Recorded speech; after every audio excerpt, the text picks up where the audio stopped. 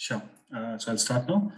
Hi, my name is Devendra Singh Dhami, and I'll be presenting our work on non-parametric learning of embeddings for relational data using Geifman locality theorem.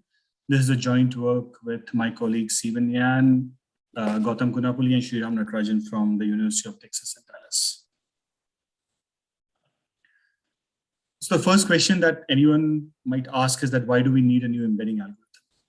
So nowadays, there has been a spurt in the embedding algorithms literature, and learning these embeddings for large knowledge bases have become very necessary since we want to reason about the objects, their attributes, and the relations. So basically the knowledge base, you want to reason about that. And statistical relational AI inherently has the ability to learn and reason with multi-relation data. And it can do it even in the presence of uncertainty. So our idea here is that we want to use the power of structure learning to learn a richer set of embeddings. And as I'll show later, so this is inspired by the ability of convolutional neural networks. So basically convolutional neural networks create features locally from the locally connect image neighborhoods. So we are kind of inspired by that. A brief introduction. So as I said, we want to exploit structural features, but we want to do it locally. So we define a local neighborhood and get features from there. And of course, we aggregate from these sample neighborhoods. The special part of our method is that we do this aggregation based on something called the Geifman locality theorem, which again, I'll introduce in the next slide. The idea here is simple. It says that the nodes with shared neighbors are more likely to be similar. So basically nodes which share neighbors or which they are similar, and then this can have a link between them. And we actually built upon the work of Matthias Niepert, which was published in NeurIPS 2015, which was called Discriminative Geifman Models. So what is a Geifman locality theorem? This was presented by Haib Geifman in his seminal work in 1982. And to quote him, or actually quote the paper, it says every first order sentence is logically equivalent to a Boolean combination of basic local sentences. In simpler terms, the locality theorem states that only a small part of a given structure is relevant for evaluating a query statement, and thus a global structure search is not required.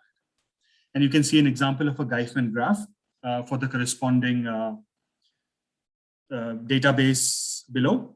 So a Geifman graph is actually a very simple graphical way to represent co-occurrences of entities and relationships in a relational domain. So you kind of throw away the relations in some way, and then you just keep a link between the entities if they are present in the relation in your original database. So why is this exciting? People who have worked in machine learning, they know about Laplacians. So these are basically metrics, right? So, but they are only used for tabular data. And adaptation to relational data is an open problem of relational metric learning. But Geifman neighborhoods, which is a set of all the nodes. So basically, if you want to calculate Geifman neighborhood of a node, these are a set of all the nodes within a given distance of that node. So for example, if you see for the red node, the green ones is at a distance of 1. So it becomes 1 Geifman neighborhood, and the blue one becomes 2 Geifman neighborhood. And they can be directly adapted to relational data. So a simple too long did not read. So we are given a knowledge base, set of facts, and the corresponding Geifman graph that I just described. What we want to get is a discriminative model for link prediction. How do we get that? We construct a set of relational embeddings and use those embeddings as features, and then you can use any discriminative machine learning algorithm on top of that. The key question that we want to answer is, can such a neighborhood information actually be used? And if they can be used, can they result in learning richer representations as compared to, say, simple embedding algorithms? So there's a proposed architecture. So you have an initial set of facts. The idea here is that you want to learn from positive and negative relational examples separately. So you do not have them together. You kind of divide your data set into positive and negative examples, and then you use your facts to learn first order rules from that. And then you ground the first order rules out. 4 minutes. And while grounding, you use the Geifman graph. So I'll also show an example later. So this is an example. So suppose this is a rule where you want to find out whether two drugs interact or not, and this is your given rule. You substitute your query variables with the two drugs that you want to know whether they interact or not to get your partially grounded feature. And then you want to count whether that rule is actually satisfied in your database or not. You check if the substitutions are in the Greifman neighborhood of the query entities. So this is a very simple idea. I mean, you can refer to the paper for more details. Due to lack of time, I'll rush through. For rule learning, we actually use 3 techniques. One is relational random walks, which is, of course, you are given a fact set and then you construct relational walks randomly. Second is the classical inductive logic programming technique, where you learn a set of horn clauses. And the third one is your relational distance. So basically, as I said, we want to learn from different data densities separately. So we learn first order trees here to describe each class in the data. Such first order trees form a decision list of logical roots. And then these trees can be used to compute the relational distance between a pair of examples. These pair of examples are instances of your target predicate, as you can see in the tree given on the left-hand side. So these are some of the example rules learned for some knowledge bases or knowledge graphs that we considered. So it shows that you have these two drugs that interact or not, and then you have this given rule that are learned. And these are some example rules. So you have more rules that are being learned. For feature construction, you completely ground your rules out, and then you again instantiate your relational rules partially given the query. And then you again search in the Greifman neighborhood of the rule whether this query is being satisfied or not. Here, so moving on to the results, we use 5 real-world relational data sets.